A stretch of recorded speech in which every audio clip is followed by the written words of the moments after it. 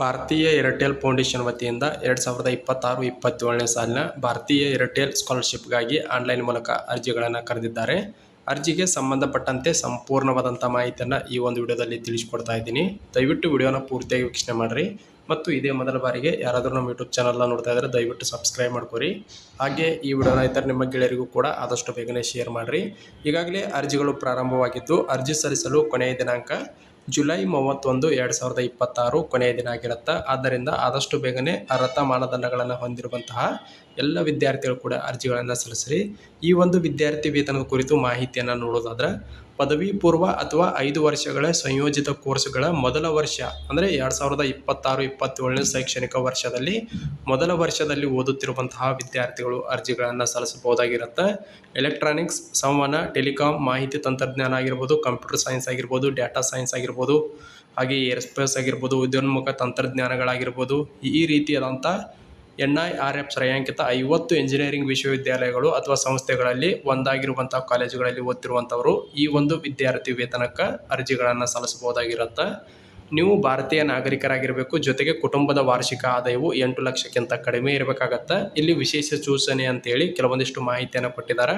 ಇಲ್ಲಿ ವಿದ್ಯಾರ್ಥಿನಿಯರಿಗೆ, ಅಂಗವಿಕಲರಿಗೆ, ಒಂಟಿ ಪೋಷಕರನ್ನು ಹೊಂದಿದಂತಹ ವಿದ್ಯಾರ್ಥಿಗಳಿಗೆ, ಅನಾಥ ಹಿನ್ನೆಲೆಯಿಂದ ಬಂದಂತಹ ವಿದ್ಯಾರ್ಥಿಗಳಿಗೆ, ಜೊತೆಗೆ ಟ್ರಾನ್ಸ್ಜೆಂಡರ್ ವಿದ್ಯಾರ್ಥಿಗಳಿಗೆ ಹೆಚ್ಚಿನ ಆದ್ಯತೆಯನ್ನು ನೀಡಲಾಗುವುದು ಅಂತ ಹೇಳಿದ್ದಾರೆ. ಅಂದರೆ ಅವರನ್ನು ಆಯ್ಕೆಯಲ್ಲಿ ಹೆಚ್ಚಿನ ಆದ್ಯತೆಯಾಗಿ ಪರಿಗಣನೆ ಮಾಡಿ ಅವರಿಗೆ ವಿದ್ಯಾರ್ಥಿ ವೇತನವನ್ನು ನೀಡ್ತಾ ಇದ್ದಾರೆ. ಅರ್ಜಿದಾರರು ಭಾರತೀಯ ಏರ್ಟೆಲ್ ಫೌಂಡೇಶನ್ ವತಿಯಿಂದ ಬೆಂಬಲಿತವಾದ ಉದ್ದೇಶಗಳಿಗಾಗಿ ಬೇರೆ ಯಾವುದೇ ವಿದ್ಯಾರ್ಥಿ ವೇತನ ಅಥವಾ ಅನುದಾನವನ್ನು ಪಡೆದಿರಬಾರದು ಅಂತ ಹೇಳಿದ್ದಾರೆ. ಅಂದರೆ ಈ ಒಂದು ವಿದ್ಯಾರ್ಥಿ ವೇತನವನ್ನು ಪಡೆದುಕೊಳ್ಳಲು ನೀವು ಈ 2026-27ನೇ ಸಾಲಿನಲ್ಲಿ ಬೇರೆ ಯಾವುದೇ ವಿದ್ಯಾರ್ಥಿ ವೇತನಗಳನ್ನು ಪಡೆದಿರಬಾರದು ಅಂತೇಳಿ ಅವರು ಮಾಹಿತಿಯನ್ನು ತಿಳಿಸಿಕೊಟ್ಟಿದ್ದಾರೆ. ಇನ್ನು ಪ್ರಯೋಜನಗಳು ಅಂದರೆ ಎಷ್ಟು ವಿದ್ಯಾರ್ಥಿ ವೇತನವನ್ನು ನೀಡ್ತಾ ಇದ್ದಾರೆ ಅಂತ ನೋಡೋದಾದ್ರೆ, ವಿದ್ಯಾರ್ಥಿ ವೇತನವು ಆಯಾ ವಿಶ್ವವಿದ್ಯಾಲಯ ಸಂಸ್ಥೆ ಕೋರ್ಸ್ ಶುಲ್ಕ ಮತ್ತು ರಚನೆ ಪ್ರಕಾರ ವಾರ್ಷಿಕ ಶುಲ್ಕದ 100% ಒಳಗೊಂಡಿದೆ. ಅಂದರೆ ನಿಮ್ಮ ಕಾಲೇಜಿನ ಶುಲ್ಕ, ಎಕ್ಸಾಂಪಲ್ ಆಗಿ ಹೇಳ್ತಾ ಇದ್ದೀನಿ, ನೀವೇನಾದರೂ ಯಾವುದಾದ್ರೂ ಇಂಜಿನಿಯರಿಂಗ್ ಕೋರ್ಸನ್ನು ಮಾಡ್ತಾ ಇದ್ದರೆ ನಿಮ್ಮ ಕಾಲೇಜಿನ ಶುಲ್ಕ 2,50,000 ರೂಪಾಯಿಗಳನ್ನು ಒಳಗೊಂಡಿತ್ತಂದ್ರೆ ನಿಮಗೆ 2,50,000ವರೆಗೂ ಕೂಡ ವಿದ್ಯಾರ್ಥಿ ವೇತನವನ್ನು ಕೊಡ್ತಾ ಇದ್ದಾರೆ. ಅಂದರೆ ನಿಮ್ಮ ವಾರ್ಷಿಕ ಶುಲ್ಕಕ್ಕೆ ಅನುಗುಣವಾಗಿ ಅವರು ಸ್ಕಾಲರ್ಶಿಪ್ ಅಮೌಂಟನ್ನು ಕೊಡ್ತಾ ಇದ್ದಾರೆ. ನಿಮ್ಮ ವಾರ್ಷಿಕ ಶುಲ್ಕ 1,50,000 ಇತ್ತಂದ್ರೆ ನಿಮಗೆ 1,50,000 ರೂಪಾಯಿಗಳನ್ನು ನೀಡ್ತಾರೆ. ಸಂಯೋಜಿತ ಕೋರ್ಸ್ಗಳು ಸೇರಿದಂತೆ UG ಕೋರ್ಸ್ಗಳ ಪೂರ್ಣ ಅವಧಿಗೆ 5 ವರ್ಷಗಳವರೆಗೂ ಕೂಡ ನೀವು ಈ ಒಂದು ಸ್ಕಾಲರ್ಶಿಪ್ನ ಪ್ರಯೋಜನವನ್ನು ಪಡ್ಕೋಬಹುದು. ಇಲ್ಲಿ ಸಂಯೋಜಿತ 5 ವರ್ಷಗಳ ಕೋರ್ಸ್ ಆದರೂ ಓದ್ತಾ ಇರಿ ಅಥವಾ 3 ವರ್ಷಗಳ ಕೋರ್ಸ್ ಆದರೂ ಓದ್ತಿರುವಂಥವ್ರು ಕೂಡ ಅರ್ಜಿಗಳನ್ನು ಸಲ್ಲಿಸಬಹುದು. ಜೊತೆಗೆ 4 ವರ್ಷದ ಕೋರ್ಸ್ಗಳನ್ನು ಓದ್ತಿರುವಂಥವ್ರು ಕೂಡ ಅರ್ಜಿಗಳನ್ನು ಸಲ್ಲಿಸಬಹುದು.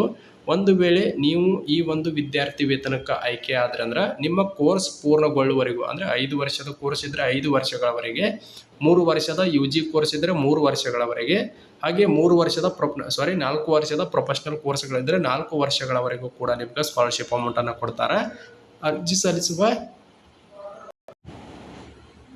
ಅರ್ಜಿ ಸಲ್ಲಿಸುವ ಎಲ್ಲ ವಿದ್ಯಾರ್ಥಿಗಳಿಗೂ ಕೂಡ ಹಾಸ್ಟೆಲ್ ಮತ್ತು ಮೆಸ್ ಶುಲ್ಕವನ್ನು ಕೂಡ ಒದಗಿಸ್ತಾ ಇದ್ದಾರೆ. ಸ್ನಾತಕೋತ್ತರ ಬಾಹ್ಯ ಹಾಸ್ಟೆಲ್ಗಳಲ್ಲಿ ವಾಸಿಸುವ ವಿದ್ಯಾರ್ಥಿಗಳಿಗೆ ಪ್ರತಿ ವಿದ್ಯಾರ್ಥಿಗೆ ಶುಲ್ಕಗಳು ಬದಲಾಗಬಹುದು.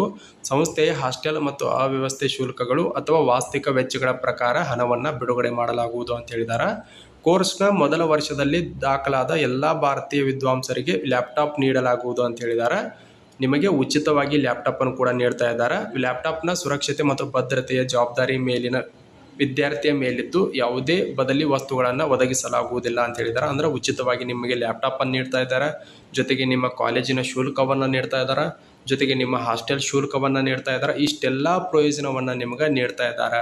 ಯಶಸ್ವಿ ಪದವಿ ಪಡೆದ ನಂತರ ಲಾಭದಾಯಕ ಉದ್ಯೋಗ ದೊರೆತ ನಂತರ ಭಾರತೀಯ ಸ್ಕಾಲರ್ಶಿಪ್ ಕನಿಷ್ಠ ಒಬ್ಬ ವಿದ್ಯಾರ್ಥಿಯ ಶಿಕ್ಷಣವನ್ನು ನಿರಂತರವಾಗಿ ಅವರ ಜೀವಿತಾವಧಿಯಲ್ಲಿ ಎಲ್ಲ ಸಮಯದಲ್ಲೂ ಸ್ವಯಂ ಪ್ರೇರಣೆಯಿಂದ ಬೆಂಬಲಿಸಲು ಕೈಗೊಳ್ಳುತ್ತದೆ ಅಂತ ಹೇಳಿದ್ದಾರೆ. ಈ ಬದ್ಧತೆಯು ಹಿಂತಿರುಗಿಸುವ ಸಂಸ್ಕೃತಿಯನ್ನು ಬೆಳೆಸುವ ಗುರಿಯನ್ನು ಹೊಂದಿದೆ.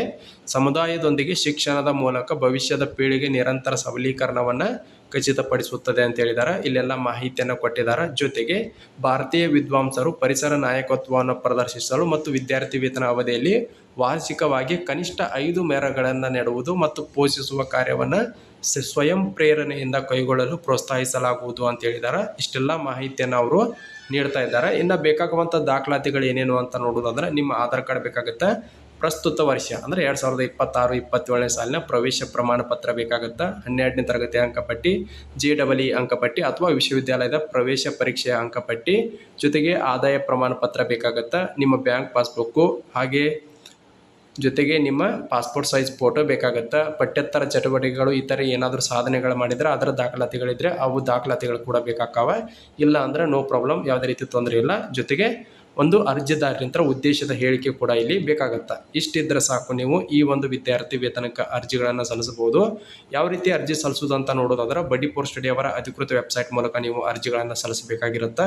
ಈಗಾಗಲೇ ಅರ್ಜಿಗಳು ಪ್ರಾರಂಭವಾಗಿದ್ದು ಆದಷ್ಟು ಬೇಗನೆ ಹೋಗಿ ಅರ್ಹತಾ ಮಾನದಂಡಗಳನ್ನು ಹೊಂದಿರುವಂಥ ವಿದ್ಯಾರ್ಥಿಗಳು ಅರ್ಜಿಗಳನ್ನು ಸಲ್ಲಿಸ್ರಿ. ವೆಬ್ಸೈಟ್ ಲಿಂಕನ್ನು ಇದೇ ವಿಡಿಯೋಕ್ಕೆ ಕೊಟ್ಟಿರ್ತೀನಿ. ಇನ್ನು ಆಯ್ಕೆ ವಿಧಾನ ಯಾವ ರೀತಿಯಾಗಿರುತ್ತೆ ಅಂತ ನೋಡೋದಾದ್ರೆ ನೀವು ಸಲ್ಲಿಸಿದ ವೈಯಕ್ತಿಕ ಮಾಹಿತಿ ಆಗಿರ್ಬೋದು, ಶೈಕ್ಷಣಿಕ ಮಾಹಿತಿ ಆಗಿರ್ಬೋದು, ಹಾಗೆ ಪೋಷಕರ ಆದಾಯದ ಪುರಾವೆ ಆಗಿರ್ಬೋದು, ಹಾಗೆ ಪ್ರವೇಶ ಪ್ರಮಾಣ ಪತ್ರ ಆಗಿರ್ಬೋದು, ಉದ್ದೇಶದ ಹೇಳಿಕೆ, ಈ ಎಲ್ಲ ಬಹುಹಂತದ ಆನ್ಲೈನ್ ಅರ್ಜಿಯನ್ನು ಅವರು ಅರ್ಹತಾ ಮಾನದಂಡಗಳ ಆಧರಿಸಿ ಶಾರ್ಟ್ ಲಿಸ್ಟ್ ಮಾಡ್ತಾರೆ. ಶಾರ್ಟ್ ಲಿಸ್ಟ್ ಮಾಡಿದಂಥ ವಿದ್ಯಾರ್ಥಿಗಳ ಡಾಕ್ಯುಮೆಂಟ್ ಪರಿಶೀಲನೆ ಮಾಡಿ ಅಂತಿಮವಾಗಿ ಟೆಲಿಫೋನ್ ಇಂಟರ್ವ್ಯೂ ಇರುತ್ತೆ ಅಥವಾ ವಿಡಿಯೋ ಇಂಟ್ರೊಡಕ್ಷನ್ ಇರುತ್ತೆ. ನಂತರ ನಿಮ್ಮ ಮನೆಗೂ ಕೂಡ ಭೇಟಿ ಮಾಡುವಂತಹ ಸಾಧ್ಯತೆ ಇರುತ್ತೆ ಅಂತ ಹೇಳಿದ್ದಾರೆ. ಇಷ್ಟ ಆದರೆ ಆಯಿತು, ನಿಮ್ಮನ್ನು ಈ ಒಂದು ವಿದ್ಯಾರ್ಥಿ ವೇತನಕ್ಕೆ ಆಯ್ಕೆ ಮಾಡುವಂಥ ಸಾಧ್ಯತೆ ಇರುತ್ತೆ. ಇದು ಇವತ್ತಿನ ಭಾರತೀಯ ಏರ್ಟೆಲ್ ಫೌಂಡೇಶನ್ ವತಿಯಿಂದ ಕರೆದಿರುವಂತಹ 2026-27ನೇ ಸಾಲಿನ ವಿದ್ಯಾರ್ಥಿ ವೇತನದ ಕುರಿತು ಸಂಪೂರ್ಣವಾದಂಥ ಮಾಹಿತಿಯಾಗಿರುತ್ತೆ. ಇದೇ ರೀತಿ ಹೆಚ್ಚಿನ ವಿದ್ಯಾರ್ಥಿ ವೇತನಗಳಿಗಾಗಿ ಮೊದಲ ಬಾರಿಗೆ ನೋಡುತ್ತಿರುವಂತಹ ಎಲ್ಲ ವಿದ್ಯಾರ್ಥಿಗಳು ಕೂಡ ದಯವಿಟ್ಟು ಸಬ್ಸ್ಕ್ರೈಬ್ ಮಾಡ್ಕೊರಿ. ಹಾಗೆ ಈ ವಿಡಿಯೋನ ಇತರ ನಿಮ್ಮ ಗೆಳೆಯರಿಗೂ ಕೂಡ ಶೇರ್ ಮಾಡಿರಿ ಅಂತ ಹೇಳ್ತಾ ಈ ವಿಡಿಯೋನ ಅಲ್ಲಿಗೆ ಮುಗಿಸ್ತಾ ಇದ್ದೀನಿ.